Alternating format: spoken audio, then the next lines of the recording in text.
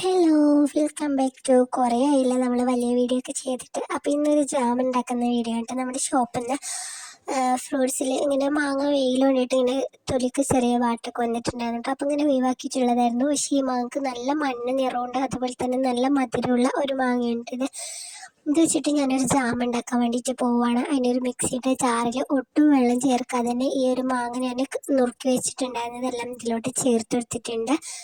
അതുപോലെ തന്നെ നമ്മളിത് നല്ല പേസ്റ്റ് രൂപത്തിലാണ് കേട്ടോ ഒന്ന് അരച്ചെടുത്തിട്ടുള്ളത്. നല്ല കുറുന്നനുണ്ട്. ഇത് ഞാൻ അരച്ചെടുത്തപ്പോൾ എനിക്ക് കുറേ ഇത് കിട്ടിയിട്ടുണ്ടായിരുന്നു കേട്ടോ. മാങ്ങൻ്റെ ജ്യൂസ് കുറേ കിട്ടിയിട്ടുണ്ടായിരുന്നു.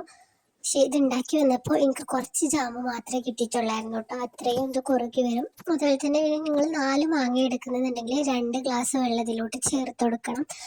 ഞാനിത് കുറച്ച് വെള്ളം ചേർത്തെടുത്തിട്ട് അതുപോലെ തന്നെ 1 കപ്പ് പഞ്ചസാരയുണ്ട് ഞാൻ ഇതിലോട്ട് ചേർത്തെടുത്തിട്ടുള്ളത്. നിങ്ങൾക്ക് കൂടുതൽ മധുരം വേണ്ടാന്നുണ്ടെങ്കിൽ നിങ്ങൾക്ക് ചക്കര ചേർത്ത് കൊടുക്കാവുന്നതാണ് കേട്ടോ. അങ്ങനെ നമ്മുടെ പഞ്ചസാര ഇതിലൊക്കെ അലിഞ്ഞു വന്നിട്ടുണ്ട്. ഇനി നമ്മൾ ഈ ഒരു പഞ്ചസാരൻ്റെ ഈ ഒരു ഇത് എങ്ങനെയാണ് ആവേണ്ടതെന്ന് വെച്ചാൽ നമ്മുടെ കയ്യിൽ ഇങ്ങനെ ആക്കി വെക്കുമ്പോൾ ഒരു കൊഴുപ്പ് രൂപത്തിൽ ഇങ്ങനെ ആവുന്നുണ്ടെങ്കിൽ അതുപോലെ ഉണ്ടാക്കേണ്ടത്. ഇങ്ങനെ ജസ്റ്റ് ഒട്ടുന്നുണ്ടെങ്കിൽ ആ ഒരു സമയത്ത് നമുക്ക് സ്റ്റവ് ഓഫ് ചെയ്യാം. പിന്നെ നമ്മൾ ഇതിലോട്ട് ഒരു കറുകാപ്പട്ട ചേർത്ത് കൊടുക്കണം. അപ്പം എൻ്റെ കയ്യിൽ കറുകാപ്പട്ട ഇല്ലാത്തതുകൊണ്ട് തന്നെ ഞാൻ ഇതിലോട്ട് കറുകാപ്പട്ടയുടെ പൊടിയാണ് ചേർത്തെടുത്തിട്ടുള്ളത്. അപ്പോൾ ഇനി ഇത് കുറച്ചും കൂടെ ആവാനുണ്ട്. അപ്പോൾ അത് നമുക്ക് കുറച്ചും കൂടെ ഒന്ന് ആവാൻ വേണ്ടിയിട്ട് വെക്കാം. ഇത് ജസ്റ്റ് ഇങ്ങനെ ചെറുതായിട്ടൊന്ന് കളറൊക്കെ ഒന്ന് മാറിയിട്ട് വരുന്നുണ്ട് കേട്ടോ. അപ്പം നമുക്ക് ഇത് ഒന്ന് അയക്കണോ എന്ന് വേണ്ടിയിട്ടൊന്ന് നോക്കാം. അപ്പം ഞാൻ എന്താ ജസ്റ്റ് ഇങ്ങനെ ആയി വരുന്നുണ്ട് കേട്ടോ. അങ്ങനെ ആക്കി നോക്കുമ്പോൾ കുറച്ചും ഇങ്ങനെ ആയി വരുന്നുണ്ട്. അപ്പം നമുക്ക് നമ്മൾ പേസ്റ്റ് രൂപത്തിൽ അരച്ച് വെച്ചിട്ടുള്ള നമ്മുടെ മാംഗോ ഇതിലോട്ട് നമുക്ക് ഒഴിച്ചു കൊടുക്കട്ടെ. ഇത് ഇടുന്നതിനോടൊപ്പം തന്നെ നമ്മൾ നല്ല പോലെ ഇളക്കി കൊടുക്കണം കേട്ടോ. എൻ്റെ ഒരു കയ്യിൽ ക്യാമറ ആയതുകൊണ്ട് തന്നെ എനിക്ക് ഇളക്കാൻ വേണ്ടിയിട്ട് എത്രത്തോളം പറ്റിയിട്ടില്ല. അപ്പോൾ അതുകൊണ്ട് തന്നെ എനിക്ക് ജസ്റ്റ് ഒരു അവിടെ ഒക്കെ ആയിട്ട് ചെറുതായിട്ട് അങ്ങനെ കട്ട കുത്തി നിന്നിട്ടുണ്ട് കേട്ടോ. അപ്പോൾ നിങ്ങൾ എന്താ പറയുക, ഇത് ഇളക്കുമ്പോൾ ഇടുന്നതോടൊപ്പം തന്നെ ഇങ്ങനെ ഇളക്കി കൊടുക്കുകയും ചെയ്യണം കേട്ടോ. അങ്ങനെ തന്നെ നല്ല പോലെ തന്നെ ഇതൊന്ന് മിക്സ് ആക്കി എടുക്കുന്നുണ്ട്. ഇത് നമുക്ക് നല്ല പോലെ ഒന്ന് കുറുകി കിട്ടണം കേട്ടോ.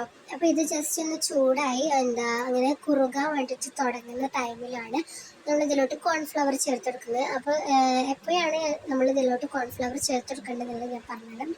അപ്പോൾ ഇതാ ഇങ്ങനെ നല്ല പോലെ തിളച്ചതായിട്ട് വരുന്നുണ്ട്. അപ്പോൾ ഈ ഒരു ടൈമിലാണ് നമ്മൾ കോൺഫ്ലവർ ഒരു വെള്ളത്തിൽ കലക്കിയിട്ട് ചേർത്ത് കൊടുക്കേണ്ടത് കേട്ടോ. അപ്പോൾ ചേർത്തുടനെ തന്നെ നമ്മൾ നല്ല പോലെ ഒന്ന് ഇളക്കി കൊടുക്കുക.